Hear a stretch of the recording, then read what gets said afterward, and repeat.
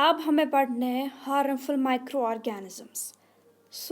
Micro organisms जो harmful होते हैं वेरियस वेज में, ये हार्मफुल माइक्रो ऑर्गेनिजम्स होते हैं।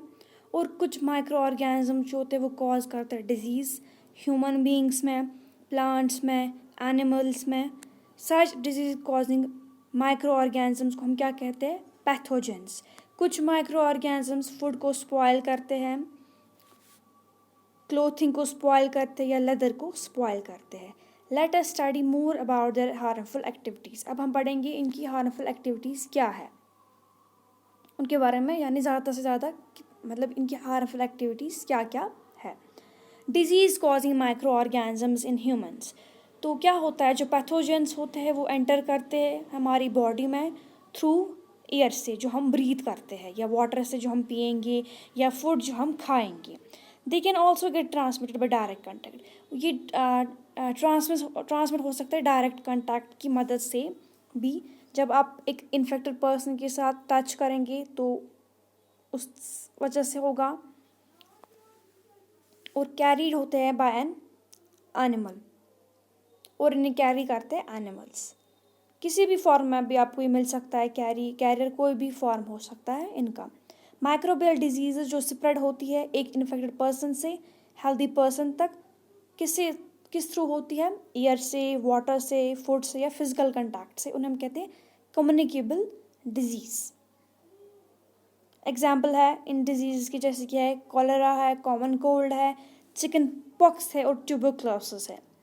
जब एक पर्सन जो होता है ना वो सफ़र करता है स्नीज से, कॉमन कोल्ड स्नीज से, तो क्या होता है जब उसे स्नीज आती है ना तो वो स्नीज अल्टीमेटली एटमॉस्फेयर में आती है, हवा में आती है। तो क्या होता है, जो फाइन ड्रॉपलेट्स होते हैं ना एयर के, मॉइस्चर के, जो कैरी करते हैं ना थाउजेंड्स ऑफ वायरसेस, वो स्प्रेड हो जाते हैं एयर में। और जो वायरस होता है वो एंटर करता है किसकी बॉडी में? हेल्दी पर्सन की बॉडी में, जब वो ब्रीथ करता है और कॉज करता है infection. Then how do you prevent the spread of communicable disease? We should keep a handkerchief on the nose and mouth while sneezing. तो क्या करना चाहिए जब एक स्नीज आए ना, तो हमें हैंडकरचीफ रखनी चाहिए नोज़ के पास। जब स्नीज आए तो रख लेना नोज़ के पास और माउथ के पास जब आप स्नीज करेंगे। ये बेटर होता है कि, और डिस्टेंस रखना किससे? इन्फेक्टेड पर्सन से। Now there are some insects animals which act as carriers of disease. तो क्या होता है, कुछ इंसेक्ट्स हैं और कुछ एनिमल्स हैं जो एक्ट करते हैं कैरियर्स किसकी? डिजीज़ कॉजिंग माइक्रोब्स की। तो हाउस फ्लाई जो है ना वो वन कैरियर है। तो क्या होता है, जो फ्लाई होती है ना वो सिट करती है गार्बेज पे, फिर और एनिमल एक्सक्रीटा पे। तो पैथोजन जो होते हैं वो स्टिक होते हैं उसकी बॉडीज़ पे। फिर जब यही फ्लाई जो है ना वो सिट करती है अनकवर्ड फूड पे, वो ट्रांसफ़र करती है इन पैथोजेंस को। और फिर जो भी उस फूड को खाता है ना, उस कंटामिनेटेड फूड को खाता है, तो वो पर्सन सिक पड़ जाता है। तो ऐसा एडवाइजेबल है कि हम हमेशा फूड को कवर रखें ताकि अवॉइड कर सकें कंटामिनेटेड मतलब फूड को कंटामिनेट होने से। और अवॉइड करना हमें consuming uncovered items of food, यानी हमें वो आइटम नहीं खाना है, ऐसा फूड मटेरियल नहीं खाना है जो मतलब जिस पे कवर नहीं होगा तो उससे हमें नहीं खाना है, जिस पे कवर होगा उसी को हमें खाना है। इस तरह से हम प्रिवेंट कर सकते हैं इसको। अनदर एग्जांपल जो है कैरियर की वो है फीमेल एनोफिलस मॉस्किटो, जो कॉज करता है मलेरिया। और ये कैरियर है किसका? पैरासाइट मलेरिया का प्लाज्मोडियम। फीमेल एड्स मॉस्किटो जो होता है वो एक्ट करता है as carrier of dengue virus. तो how we can control the spread of malaria और डेंगू, ये सवाल है, ये हम आगे पढ़ेंगे। So why does the teacher keep telling us not to let water collect anywhere in the neighbourhood. हमें क्यों टीचर कहता है कि किसी जगह पे पानी को कलेक्ट नहीं उसको मत कलेक्ट होने दो वहाँ पे। क्यों? क्योंकि वहाँ पे मॉस्किटोज जो है ना, पहले अगर आप देखोगे ना कोई किस जगह पे वहाँ पे पानी है वहाँ पे मॉस्किटोज होंगे ही होंगे, ठीक। तो वो क्या करते हैं, वो ब्रीड करते हैं इस मॉस्किटो वाटर में। सो ऑल मॉस्किटोज ब्रीड करते हैं in water, hence one should not let water collect anywhere. तो एक इंसान को ये मतलब चाहिए कि वो पानी को कलेक्ट ना ही होने दे किसी भी जगह, कूलर हो, टायर्स हो, फ्लावर पॉट हो या extra. By keeping the surroundings clean, जब हम अपने सराउंडिंग्स को क्लीन रखेंगे और ड्राई रखेंगे, हम प्रिवेंट कर सकते हैं मॉस्किटोज़ को ब्रीडिंग से। Try to make a list of measures which help to avoid the spread of malaria. आपको एक लिस्ट बनाना है किसका मेजर्स का, जो हेल्प करते हैं कि हम कैसे अवॉइड करें मलेरिया के स्प्रेड को। अब हम यहाँ पर देखेंगे some common human disease caused by micro organisms. Human disease tuberculosis causative micro organism bacteria है, मोड ऑफ ट्रांसमिशन एयर है, मीजल्स वायरस का कॉजेटिव माइक्रो ऑर्गेनिज्म है, mode of transmission air, chicken pox causative micro organism virus, mode of transmission air contact, polio causative micro organism virus और mode of transmission air and water. Then यहाँ पे आप देखेंगे preventive measures क्या है। Patient को complete isolation में रखना है, की personal belongings of patient away, जो मतलब पेशेंट के मतलब उसके अपने अपने कुछ चीज़ें होंगे ना, उसको अपने आप से दूर रखना है। वैक्सीनेशन जो है to be given at suitable age में देनी है। कॉलरा बैक्टीरिया से होता है, वाटर या फूड इसका ट्रांसमिशन है, mode of transmission. Then comes typhoid, जो बैक्टीरिया इसका कॉजेटिव एजेंट है या माइक्रो ऑर्गेनिज्म हम बोलेंगे। मोड ऑफ ट्रांसमिशन इसका है वाटर।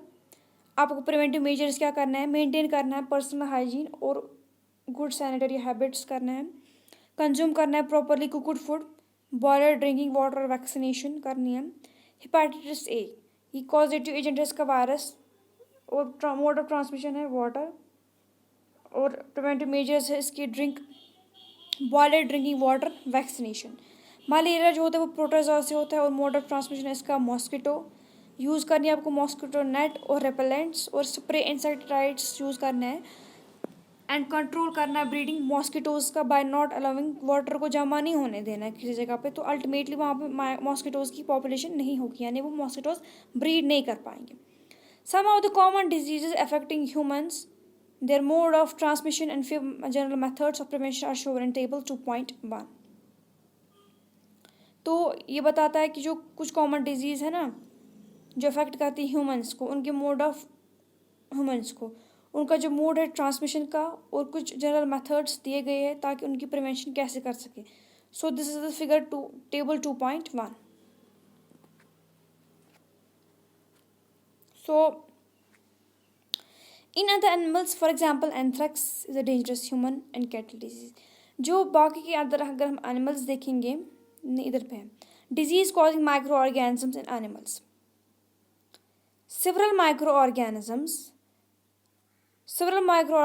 जो होते हैं वो खाली कॉज नहीं करते हैं डिजीज ह्यूमंस में और प्लांट्स में, but also in other animals में वो कॉज करते हैं। एग्जाम्पल एंथ्रेक्स जो कि डेंजरस ह्यूमन और कैटल डिजीज़ है जो बैक्टीरियम की मदद से होती है, यानी बैक्टीरिया जो है वो कॉजेटिव एजेंट है उसका, ये हम बोलेंगे कॉजेटिव माइक्रो ऑर्गेनिज्म। फुट और माउथ डिजीज जो होती है कैटल की, वो कॉज होती है वायरस की वजह से।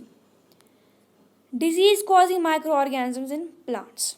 सिवरल माइक्रो ऑर्गेनिज्म जो है वो कॉज करता है डिजीज प्लांट्स में, जैसे कि है wheat, rice, potato, sugarcane, orange, apple, others. Disease जो होती है ना वो रिड्यूस करते हैं यील्ड ऑफ क्रॉप्स। मतलब अगर सपोज़ हमारे पास वीट है, तो अगर हमें वीट पहले मिलता था जैसे कि 50 बैग्स मिलेंगे, लेकिन जब माइक्रो ऑर्गेनिज्म आया तो उस वजह से क्या होगा, रिड्यूस होगा यील्ड क्रॉप्स का, यानी अब हमें 5 ही बैग्स मिलेंगे, 10 ही बैग्स मिलेंगे उसके वीट के, ठीक है ना। For some such plant disease they can be controlled by, उनको कंट्रोल किया जा सकता है यूज़ ऑफ सर्टन केमिकल्स को यूज़ करना है जो किल करेंगे माइक्रोब्स को। Plant diseases micro organism mode of transmission. Citrus canker bacteria से होता है, इसका जो ऑर्गेनिज्म है, मोड ऑफ ट्रांसमिशन एयर है। Rust of wheat micro organism fungi है, mode of transmission air seeds है।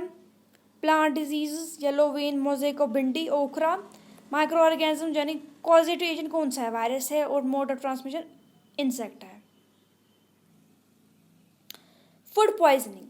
बोजो was invited by his friend to a party. Boojho को इन्वाइट किया था अपने फ्रेंड ने एक पार्टी में, एंड उसने खाई वैरायटी ऑफ फूड स्टफ। ठीक, जब वो घर पहुंचा तो उसे वॉमिटिंग होने लगी और उसे लिया गया हॉस्पिटल, ठीक है ना।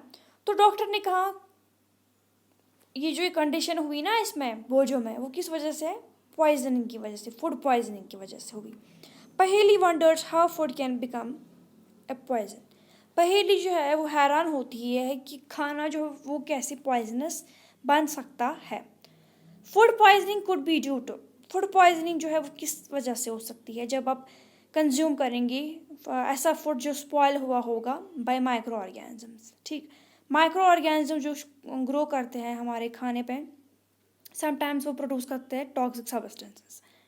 दीज क्या करते हैं? ये मेक बनाते फूड को पॉइजनस और ये कॉज करते हैं सीरियस इलनेस और इवन डेथ इनसे हो जाती है। तो ये इंपॉर्टेंट होता है कि हम प्रिजर्व कर सके फूड को, ताकि हम प्रिवेंट कर सके इसको खराब होने से। Food preservation. In chapter first, we have learned about the methods used to preserve and store food grains. बताता है यहाँ पे, ये चैप्टर नंबर फर्स्ट में हमने पढ़ा कि जो मेथड्स हमने पढ़े कि किस तरह से हम उनको यूज़ कर सकते हैं ताकि हम प्रिजर्व कर सके और स्टोर कर सके फूड ग्रेन्स को। How do we preserve cooked food at home? हम कैसे प्रिजर्व करते हैं कुकड फूड को होम पे? You know that bread left unused under moist conditions it attacked by fungus. क्या आपको पता है कि जब हम ब्रेड को ऐसे ही रखते हैं ना अंडर मॉइस्ट कंडीशंस में, तो माइक्रो ऑर्गेनिजम्स कौन से उस पर ग्रो करने लगते हैं? फंगस उस पर ग्रो करने लगता है। माइक्रो ऑर्गेनिज्म जो होते हैं वो स्पॉइल करते हैं हमारे खाने को। स्पॉइल्ड फूड जो होता है वो इमिट करता है बैड स्मेल, उससे बैड स्मेल आती है और उसका बैड टेस्ट होता है और उसका कलर भी चेंज हो जाता है। इस spoiling of food chemical reaction, क्या स्पॉइलिंग अगर खाने की होती है क्या वो केमिकल रिएक्शन है? पहली जो है वो बॉट करती है some mangoes, but she could not eat them for a 5 days, but वो उन्हें खा नहीं पाती कुछ डेज के लिए। Later she found that they were spoiled and rotten, later वो देखती है कि वो स्पॉइल हो गए थे और वो रोटन हो गए थे। But she knows that mango pickle her grandmother makes does not spoil for a long time, but उसको पता है जो उसकी ग्रैंड मदर मैंगो पिकल आचार बनाती है मैंगो का, वो ख़राब नहीं होता है लॉन्ग टाइम के लिए। तो वो कंफ्यूज हो जाती है कि वो क्यों नहीं होता है ख़राब। Let us study common method जिससे हम प्रिजर्व कर सकते हैं फूड को हमारे होम्स में। तो we have to save it for from the attack of microorganisms. तो इनमें आते हैं केमिकल मेथड्स। सो साल्ट्स और एडिबल ऑयल्स जो होते हैं ये कॉमन केमिकल्स होता है जनरली यूज, ताकि चेक कर सके ग्रोथ माइक्रो ऑर्गेनिजम्स के। देयरफॉर इन्हें कहते हैं प्रिजर्वेटिव्स। तो हम क्या करते हैं? हम ऐड करते हैं साल्ट और एसिड प्रिजर्वेटिव्स पिकल्स को, ताकि इन्हें बचा सके हम माइक्रो ऑर्गेनिजम्स के अटैक से।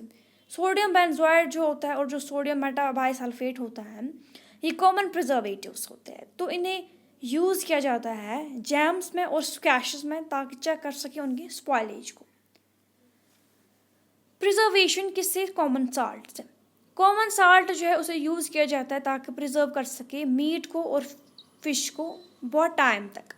मीट और जो फिश होता है ना उसे कवर किया जाता है ड्राई साल्ट से, ताकि चेक कर सके ग्रोथ बैक्टीरिया की।